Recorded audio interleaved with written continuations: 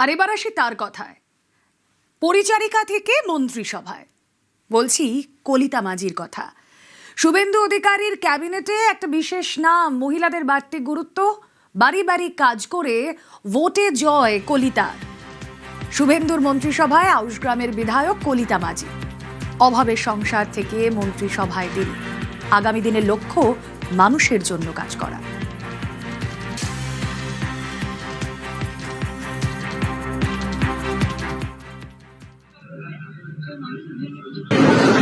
একটা মন্ত্রী তো পাওয়া খুশির বিষয়, খুশি লাগছে, ভালো লাগছে এখানে এসেছি।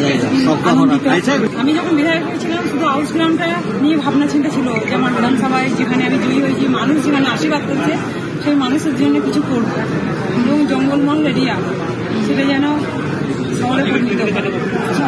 কিন্তু এখন তো গোটা পশ্চিমবঙ্গের দায়িত্ব দেখা যাক।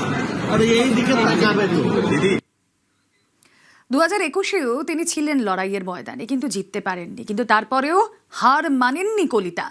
পরিচারিকা থেকে মন্ত্রী কলিতা মাঝি। অভাবের সংসার থেকে আজ মন্ত্রিসভায়। মন্ত্রী হওয়ায় খুশি পরিচারিকারা। পেট চালাতে বাড়ি বাড়ি কাজ করেন, রোজ ভোরে ট্রেনে জেলা থেকে শহরে আসেন। মন্ত্রী পাশে দাঁড়াবেন আশাবাদী পরিচারিকারা। আমরা বলতে ভালো, আমরা বলি দেখো আমরা ওর কাছে ঝি খেটে খাই, আমরা গরিব লোক। আমি চাই ওরা উনি বড় হয়েছে ভালো, দেশের উন্নতি করুক, ভালো করুক, পাঁচটা লোক ভালো বলুক, সে তো ভালোই লাগবে, ভালোই লাগছে। বাড়ির গিন্নি থেকে যখন মন্ত্রী হলো সেটা ভালো কথা, খুব ভালো। বড় হোক, সবাইকে 5 জনকে দেখুক। খুব ভালো, একটা সাধারণ মানুষ, সাধারণ চিন্তা ভাবনা হবে। আমাদের কথা ভাববে কি মনে হয়? একদম ভাববে, গরিবদের কথাই ভাবে।